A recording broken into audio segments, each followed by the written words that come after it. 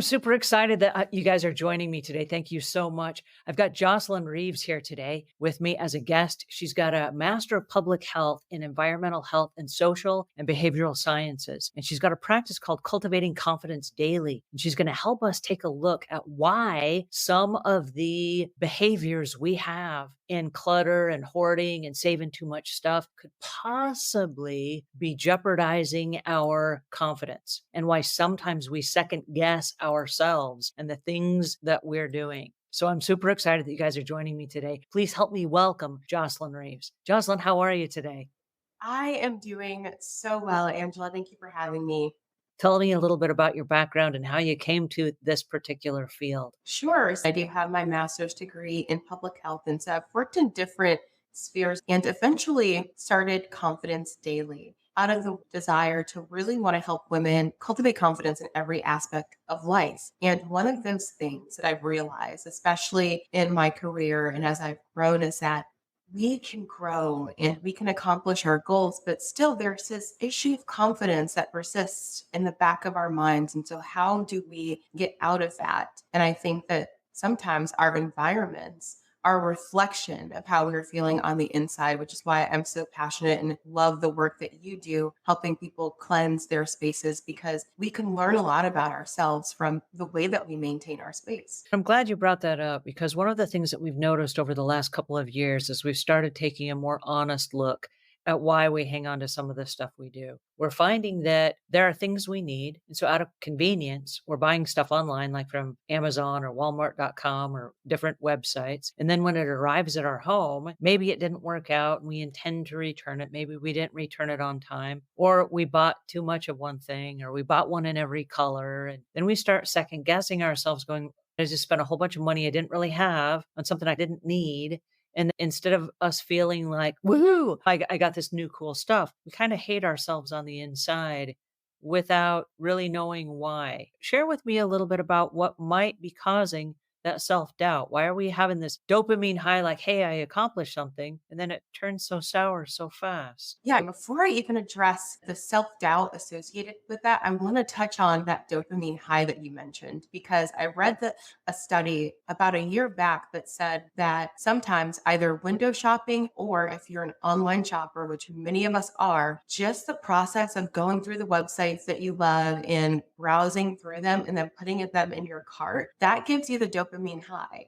And so you don't actually have to go forward and actually purchase those items if you're having trouble purging or getting rid of things. You can just go through the process before you stop cold turkey of just shopping and putting them in your cart and not touching them. You don't have to purchase them. You can leave them there and then make the decision later on. Do I really need this? Because when we're in that process, the shopping, the putting it in your cart that's giving you the dopamine, not actually receiving the item, you're in a better state to assess whether or not you need that item or truly want it, if it's going to bring value to your life after that high wears off. So return to the cart a little later. But going back to your question of why we have this self-doubt after we've purchased this thing and realize we don't really need it. And then what do we do with it? Because I purchased it. I'd say a couple things. If you receive an item and you're feeling lackluster about it, return it right away. Take action, be productive. Schedule time into your calendar on a daily basis to handle the minutia, the tasks that we know that we need to do, but they're small on the list. Schedule 30 minutes a day to handle tasks like that so that you can return them. And then if it's past the return window, or maybe you've purchased something that there's no refunds or no exchanges, if it's something you're not using, but you have paid money for it, usually what we're thinking is, I don't want to get rid of it. I paid money for it, but I'm not going to use it. This is such a wonderful opportunity to donate. You can receive tax deductions for donating items. But also, it's not a waste for you to give it away or sell it. Actually, you're creating space in your home. You've already purchased this item. You cannot get your money back. And so in that way, there's nothing you can do about it. And so you can decide, right? You have the decision. The decision you can make is, do I want for this to take up space in my life? Do I want for this unwanted good to take up space in my life? And if the answer is no, it's time for it to go. I love that. I notice not just returning things that don't work out for you or things that you are okay to return. 2 days ago, my carbon monoxide filters or detectors went off in my home. And mine were like 15 years old or something, and I didn't know I was supposed to replace them. So I went online in the panic. Oh no, I have old carbon monoxide filters. I got to replace them right now because if they're defective, if there's carbon monoxide in my home, we're all going to die. So I had this urgency, like suddenly I got to replace these. So I went online and I started online shopping to replace them. And as I started online shopping, now I'm comparing prices and different features and all these things. And I found some that were cheap, and I love cheap. I don't know why I'm a cheapskate. So I bought some that were cheap. They arrived that same day. I was like, yes, this is awesome. And I got the dopamine high from solving a problem and buying the things. And I went to install them. And the carbon monoxide filters, they're round and they're a certain standard size. Well, these ones that came were like little chicken nuggets. They were really super small.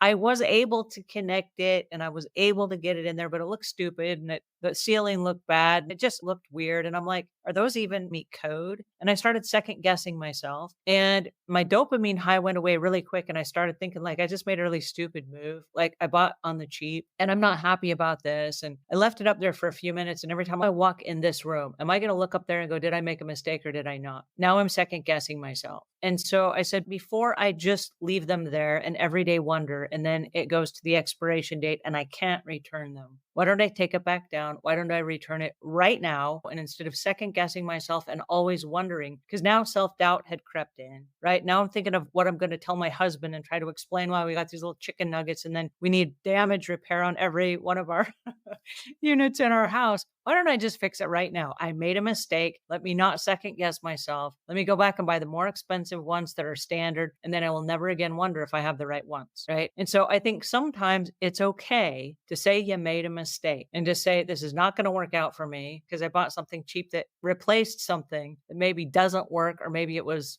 not right for my house. Yeah, and I think a couple things there. Like, first, I want to reframe like cheap, like you're buying something that was less expensive, right? And it could be that those had a purpose somewhere else, maybe not in your home, but they are goods that were useful. But I think that first reframing, like everyone likes a good deal. And I think cheap is more so about the quality and not so about the bargain. We all love a good bargain. And I love the fact that you were able to identify there's this voice in my head that's saying, I made a mistake. Be able to follow that voice. And I think it's hard for us to do a lot of times because we're not accustomed to giving ourselves grace. We are so hard on ourselves and have to do everything perfect all the time. And that goes back into this concept of hoarding and clutter of being, we have these things and we have to hold on to them because they're a part of us. They're just things. They were just choices and we can relinquish them and make different choices. And when we think about how to purchase an expensive price that was the right specs, but it's doing the research. I can't tell you how many times I've done that as well. And so I think that's another crucial part of it. But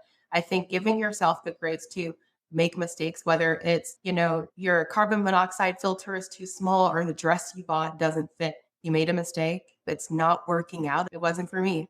It can go.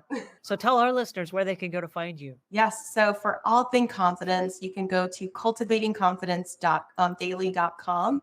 That's cultivatingconfidencedaily.com or on Instagram at confidence daily. And if you're looking for a coach to help you make a difference in chipping away at your big, hairy, audacious goals, head over to coachdit.com. That's COACHEDIT.com. Well, thank you so much. I really appreciate our conversation today. I'm going to put that on the screen there, and then I'm going to also leave the other links in the notes below for those watching the replay. So thanks you guys so much for joining us. This was absolutely awesome. And thank you, Jocelyn Reeves, for joining us today. I've learned so much from you, and I appreciate your time and attention.